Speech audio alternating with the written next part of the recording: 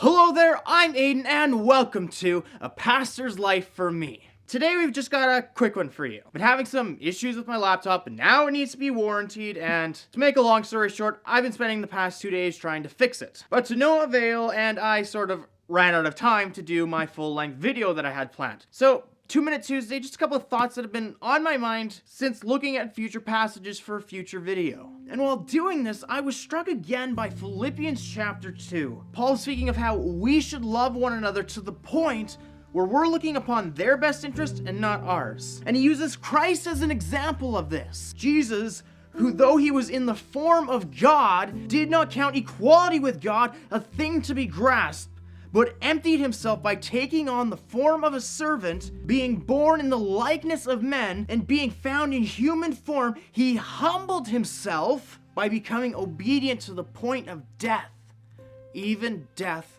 on the cross. And it should hit us. Too often, I know in my life, and probably in many of your lives, we seem to forget what Jesus went through. This passage is often called the humiliation of Christ. God, an all-powerful, all-present, all-knowing being, took on human form to save maggots like us. And by taking on that human form and being tempted and going through pain and suffering, even to death on the cross, we too often kind of take it for granted.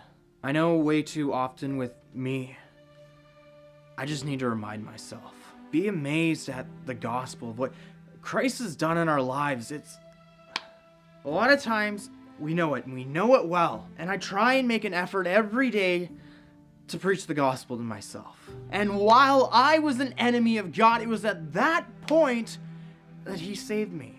It was during that Christ took on human form, that he came to this world, and that he bled and died on a cross, that he took the curse and the punishment of sin for me. But too often, it's up here and not enough down here. We should never be tired of the gospel. It should never be a, oh yeah, I know about it, when it needs to leave us awestruck with amazement. Too often, we forget. So I want to challenge you that every day for the next week, to just dwell on the gospel and be awestruck by it. Because for God to come in the form like us, to go through what he went through, it should fill our hearts with awe, with gratitude, and with emotion. It wasn't just some little thing that he went through. He took our debts, our punishment, our red stain, to give us his righteousness, to give us his status, to wash us white as snow. Be amazed. Subscribe to the channel, like this video, and remember to know the word, do the word, and share the word. But as always, we always do it in love.